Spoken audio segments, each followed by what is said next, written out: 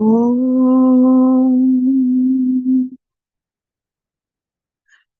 प्रातः स्मरामि हृदि संस्फुरदात्मतत्त्वम् सच्चित्सुखं परमहंसगतिं तुरीयम् यत् स्वप्नजागरसुषुप्तमवैति नित्यम् तद्ब्रह्म निष्कलमहं न च भूतसङ्गः तपोभिक्षीणपापानां शान्तानां वीतरागिणां मुमुक्षूणामपेक्षोऽयम् आत्मबोधो विधीयते बोधोऽन्यसाधनेभ्यो हि साक्षान्मोक्षैकसाधनम् पाकस्य वह्निवज्ञानम् विना मोक्षो न सिद्ध्यति। Hari Om. Good morning. Welcome to Clubhouse, Zoom meeting, and YouTube. We are all here to understand what is life. Why do we have to go through so many experiences in life? What is the reason behind all our experiences? Life is nothing but a flow of experience. Every experience is constituted by the relationship between the subject and the object. Subject is the mind and intellect, and object is the word. जब मेरा मन संसार से connect होता है तो अनुभव होता है। अनुभव तभी हो सकता है जब दोनों चीजों का समीकरण बने, connection. Object is the word, subject जो है वो मन बुद्धि है। मैं कोमा में हूं, एनेस्थीसिया में हूं, डीप स्लीप में हूं, तो मुझे एक्सपीरियंस नहीं रहता संसार का। तो ऑब्जेक्ट और सब्जेक्ट का कनेक्शन एक्सपीरियंस, और उस एक्सपीरियंस का पर्पस है सुखम। हर अनुभव का फाइनल लक्ष्य जो है वो है आनंद, सुख को प्राप्त करना। और सुख जो है वो हमें बहुत चीजों से मिलता है।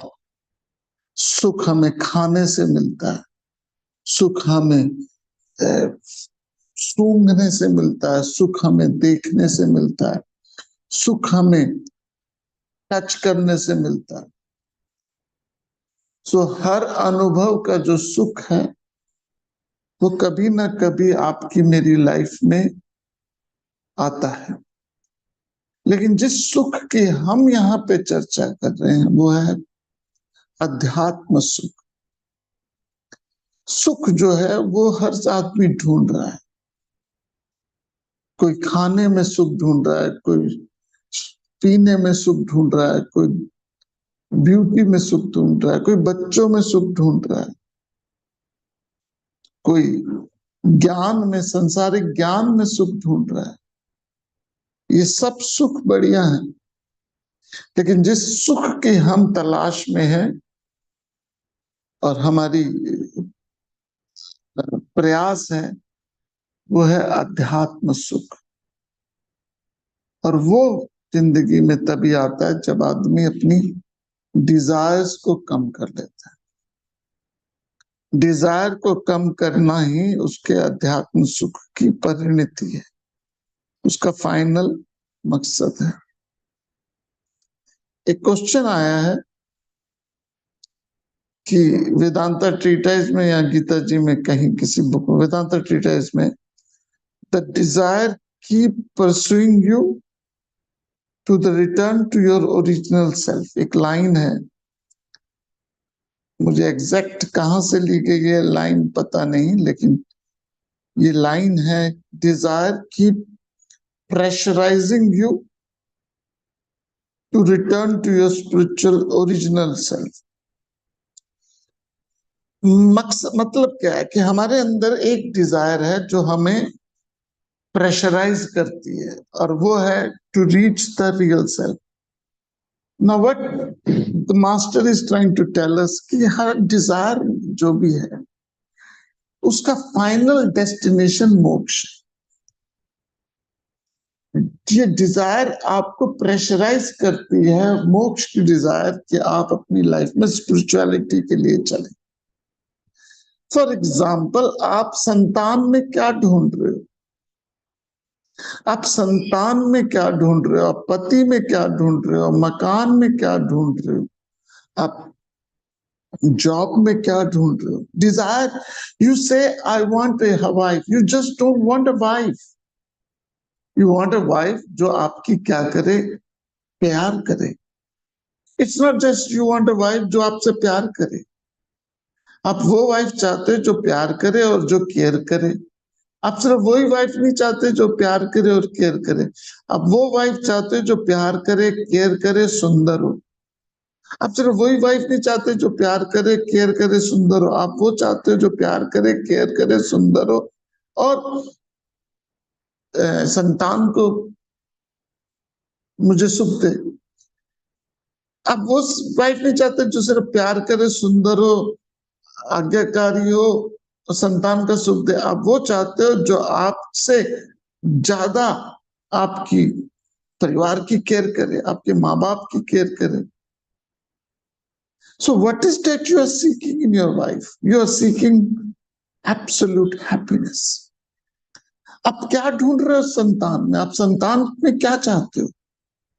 आप संतान में चाहते हो वो आज्ञाकारी हो, ओके, सुंदर हो, हैंडसम हो, स्मार्ट हो, गुड लुकिंग हो, ओके, उम्र में उसकी उम्र ज्यादा हो, बीमार ना हो, ओके, पास रहता हो, सम्मान ज्यादा देता हो, आपकी जॉब अच्छी करता हो।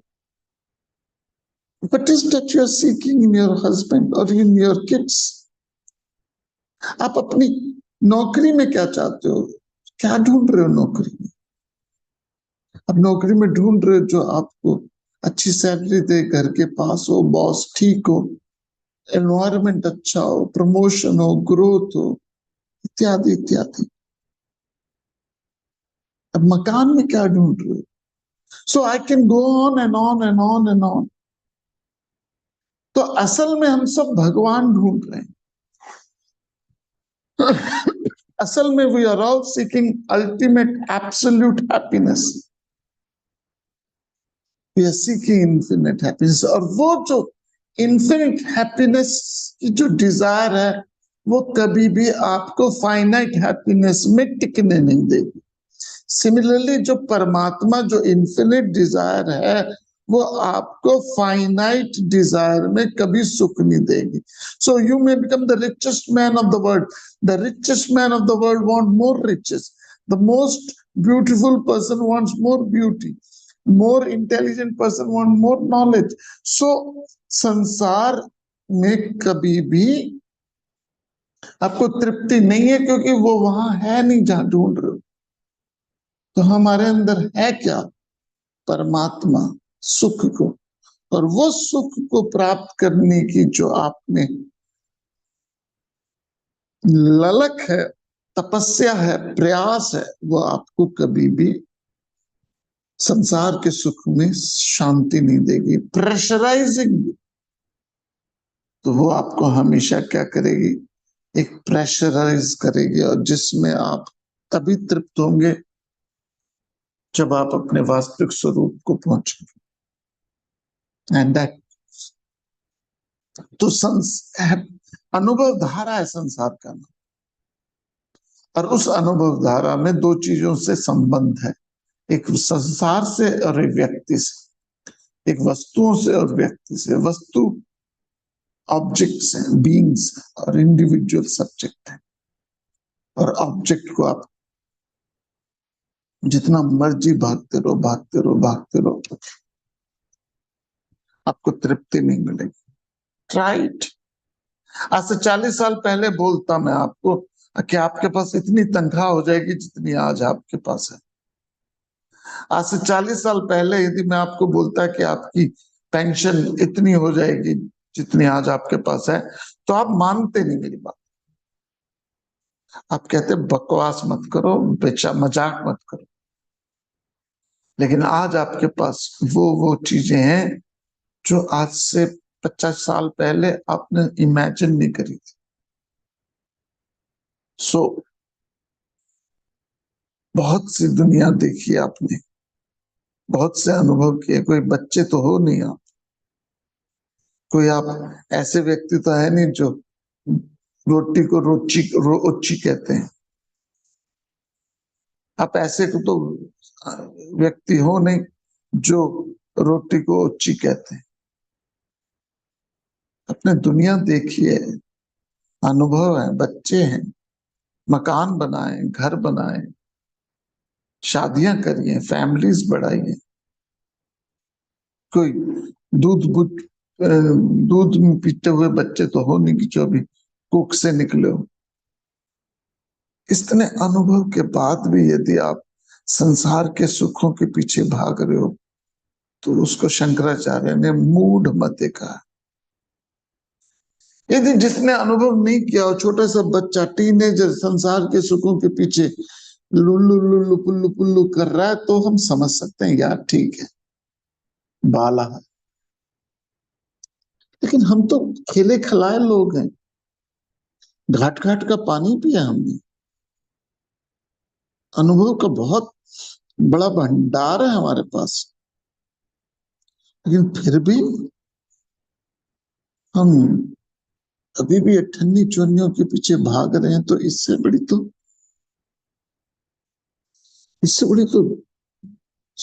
मूढ़ता, स्टुपिडिटी, बेवकूफी कोई नहीं। क्योंकि ढूंढ हम भगवान रहे हैं, ये बात सच है। और इस जन्म में नहीं मिला तो अगले जन्म में आएंगे। अगले जन्म में भी हम परमात्मा को ढूंढने आ रहे हैं, अपने आत्म स्वरूप को ढूंढने आ रहे हैं। और वो आत्म स्वरूप आपको अठन्नी चोनियों में मिलना नहीं, वो आत्म स्वरूप आपको सेंस ऑब्जेक्ट में मिलना नहीं, वो आत्म स्वरूप आपको ईंट पत्थरों में मिलना नहीं। जहां मिलना है वहां पे हमारा थॉट भी नहीं। तो क्वेश्चन था कि ये कैसे हम प्रेशराइज होते हैं। तो worldly desire also pressurise you to achieve the ultimate perfection, which is a self realisation. और ये सेल्फ रियलाइजेशन हमारी लाइफ का सबसे बड़ा पर्पस है। ये सेल्फ रियलाइजेशन आपको मुझको बहुत दूर तक ले जाएगा। ये सेल्फ रियलाइजेशन आपको एक ऐसी स्थिति देगा जिसमें आप अपने आप को अपने आप से प्राप्त करने की सोचो। And that is what we are seeing. Anybody have any question? You can ask me in the live chat में आप कर सकते हो। आप गीता एकेडमी, शिवेंद्र नागर गीता वेदांता यूट्यूब साइट में लाइव चैट से कर सकते हो। जूम में आप क्वेश्चन कर सकते हो। एंड यूट्यूब में सॉरी क्लब हाउस में भी you are welcome to ask question. So भगवान श्री कृष्ण जी के अर्जुन की जो ज्ञान दिया गीता जी के माध्यम से, उसको हम व्यवहारिक वेदांत की तरह देखते हैं। हमारे सब्जेक्ट का सारा मूल है वो है प्रैक्टिकल वेदांत करना। एक ऐसे वेदांत की चर्चा करना जिसमें हम सिर्फ थ्योरी ना समझें, हम एब्स्ट्रैक्ट फिलॉसफी को प्रैक्टिकल फिलॉसफी में लाते। जैसे न्यूटन का लॉ ऑफ ग्रेविटेशन है। जब पहले बार उसने प्रश्न पूछा होगा लॉ ऑफ ग्रेविटेशन पे कि ये एप्पल नीचे क्यों गिरता है, तो लोग कहेंगे पागल है। लेकिन उसी के इस लॉ के थ्योरी के कारण, एब्स्ट्रैक्ट लॉ ऑफ ग्रेविटेशन के कारण आज दुनिया में एरोप्लेन, सैटेलाइट्स, इतनी ह्यूज सैटेलाइट, टीवी नेटवर्क, ये जो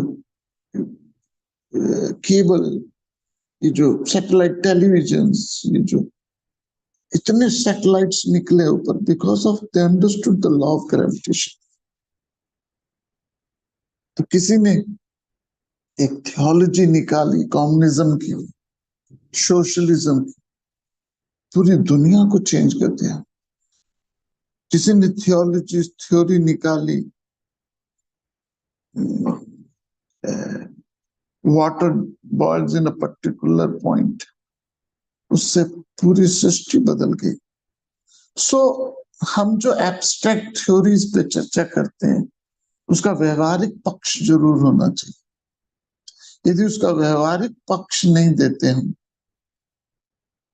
तो जैसे हेमलेट में जूलियस सीजर ने बोला है, they talk about, sorry, Omar Khayyam ने बोला, they talk about and about, I came out of the same door where I enter इन।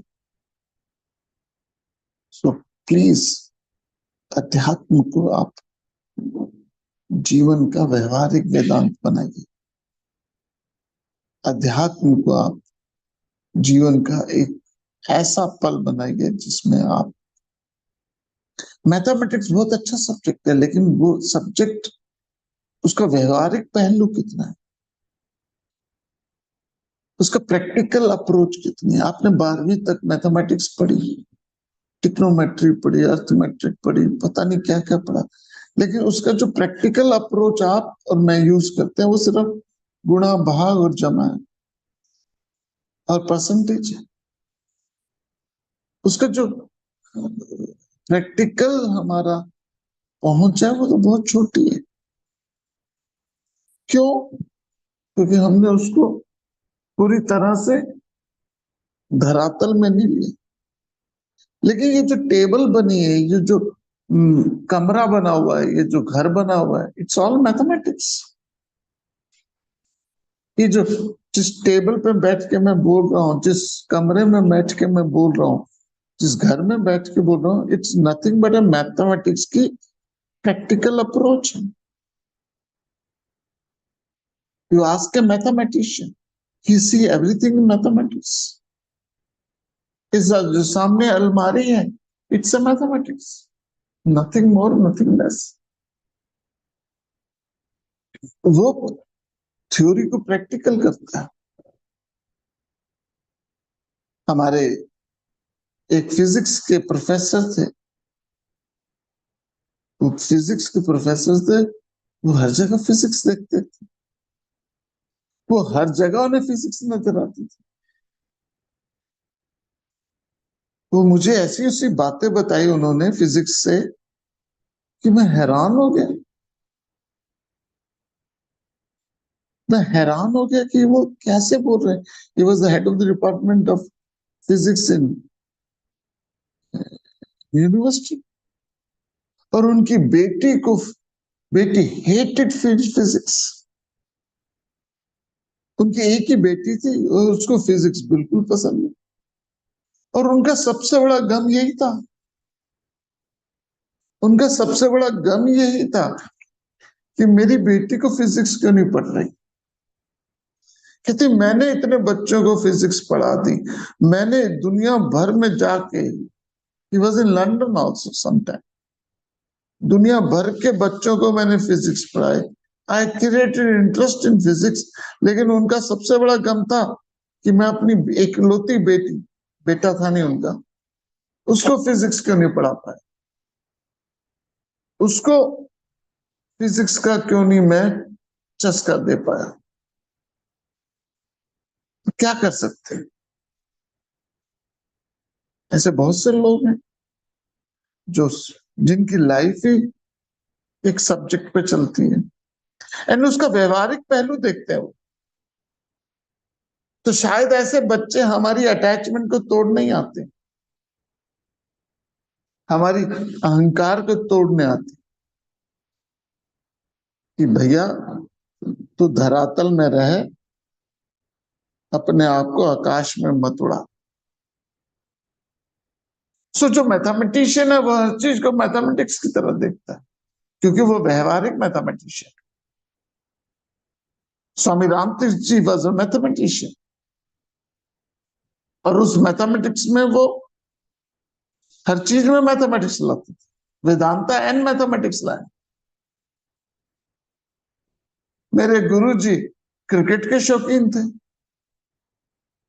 शौकीन इन दैट सेंस कि क्रिकेट वो हम एकेडमी में भी खेलते थे, वो हर चीज को क्रिकेट से देखते थे। वो कहते थे क्रिकेट बहुत सात्विक गेम है, तो क्रिकेट पे चर्चा करा लो उनसे जितनी मर्जी। वो वेदांता में क्रिकेट लाते थे, तो व्यवहारिक देखते थे क्रिकेट को। So I can go on and on and on and on, but what is important is कि जो भी आप करो, वेदांत भी पढ़ो तो उसको व्यवहारिक पढ़ो। आपने थ्योरी तो सुन ली, डिजायर कम करनी है, थ्योरी में तो सुन लिया डिजायर कम करनी है, लेकिन उसका प्रैक्टिकल एप्लीकेशन कितनी करी? डिजायर बढ़ा रहे थे। थ्योरिटिकली तो it's very easy to understand, desire is the cause of all suffering, आप प्रस्ताव कर सकते हो, लेकिन अंडरस्टूड कितना होगा? आर के नारायण करके राइटर हैं जिन्होंने गाइड मूवी भी लिखी थी। आर के नारायण करके एक थे जिन्होंने गाइड मूवी लिखी थी।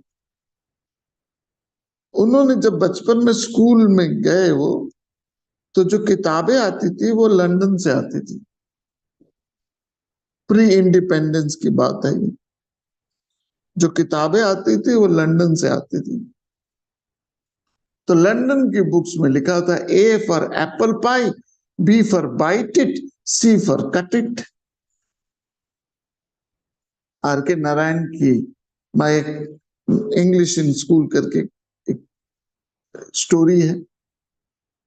कहते कि स्कूल में आ गया ए फॉर बुक्स, क्योंकि इंग्लैंड से आई थी, A for apple pie, B for bite it, C for cut it. अब क्योंकि वो एक मद्रास के एक छोटे से गांव में से थे, उनको ये पता ही नहीं होता था ये एप्पल पाई क्या होती है। तो कहते कई सालों तक तो मैं यही सोचता रहा कि apple pie something like idli, something like idli. लेकिन जब बड़ा हुआ तो पता चला तो apple pie something totally different than idli. By the same token, जब हम अध्यात्म को व्यवहारिक वेदांत की तरह देखें तो आपको उसका मजा आ जाता है। जैसे उस मैथमेटिशियन को मजा आता है मैथमेटिक्स को, क्योंकि वो मैथमेटिक्स को एज ए व्यवहारिक देखता है। एक फिजिक्स के प्रोफेसर को मजा आता है फिजिक्स में, क्योंकि उसको प्रैक्टिकल अप्रोच देखता है। एक स्पोर्ट्समैन को मजा आता है स्पोर्ट्स में, क्योंकि उसका प्रैक्टिकल अप्रोच देखता है। बाय द सेम टोकन, अध्यात्म में आपको मजा लाइफ का कब आएगा? जब आप हर चीज को अध्यात्म में देखो।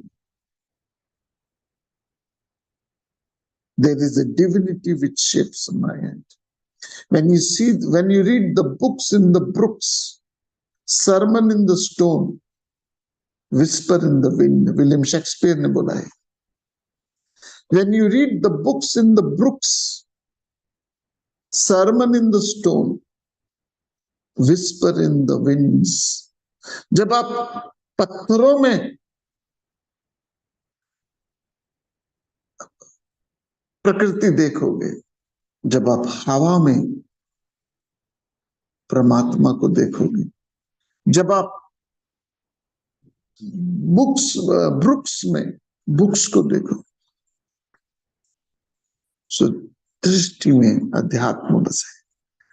अदरवाइज तो जिंदगी भर धक्के खाओ, सुबह होती है शाम होती है, जिंदगी यूं ही तमाम होती। सुबह होती है शाम होती है, जिंदगी यूं ही तमाम होती है। तो हम सब लोग, बहुत से आदमी किसी ना किसी लेवल पे आके अपने आप को प्रैक्टिकल अप्रोच से मुक्त हो जाते। और वो प्रैक्टिकल अप्रोच जिस दिन आपकी लाइफ में आ गई, वो आपको जीवन में अध्यात्म बना देगी। जीवन का अध्यात्म कभी भी टेम्परेरी पर्पस से नहीं होता। जीवन में अध्यात्म कभी इस मकसद से नहीं होता कि मुझे इससे अठन्नी चवन्नियां कमानी है। जीवन के अध्यात्म का ये मकसद नहीं होता कि आप बैठ के ये कहें कि कैसे मैं अपनी लाइफ में प्रॉस्पेरिटी को प्राप्त करूं। ओशो कहते हैं अध्यात्म से प्रॉस्पेरिटी प्राप्त करना ऐसे ही है जैसे $1000 के नोट को टॉयलेट पेपर की तरह यूज करना। उसका मकसद यही है कि आप अपने आप को छोटी छोटी चीजों से फंसा के रखते हो। That's why I always says बहुत बहुत कीमती चीज है ये अध्यात्म आपकी लाइफ में। ये हीरे जवाहरात से भी बड़े हैं ये श्लोक। 700 श्लोक जो गीता जी के हैं हीरे जवाहरात से भी श्रेष्ठ है। और वो आपको मुझको कभी भी वेस्ट नहीं करना है। बड़ी कीमती चीजें हैं 701 श्लोक, गहने हैं ये। और ये गहनों को आप और मैं संजो के रखते हैं। हर अरे गहरे नत्थु कहरे को नहीं सुख दिखाते। हर अरे गहरे नत्थु कहरे को हम नहीं दिखाते। हर किसी के सामने इसको नहीं परोसते।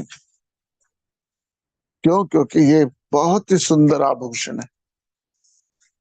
बहुत ही सुंदर आभूषणों को आप संजो के रखते हो और जो अधिकारी हो उसको देते हो। समझिए क्या कहना चाहता हूं।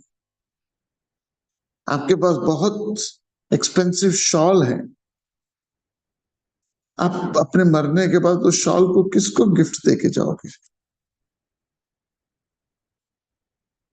आपके पास बहुत सुंदर बुक्स हैं, हर किसी को थोड़ी देके जाओगे।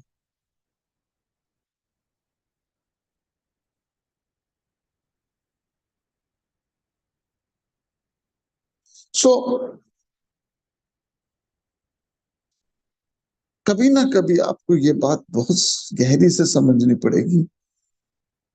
ये कोई अठन्नी चवन्निया नहीं है गीता जी का। इसलिए मुझे बहुत खुशी मिलती है जब कोई सुनने वाला अधिकारी मिलता है। जैसे मान लीजिए आपके पास बुक्स हैं और कोई ऐसा रसिक मिल जाए जिसे उनका वो ललायत है उन बुक्स के लिए, तो आप तो जी सदके हो जाओगे। अब तो भर भर दोगे।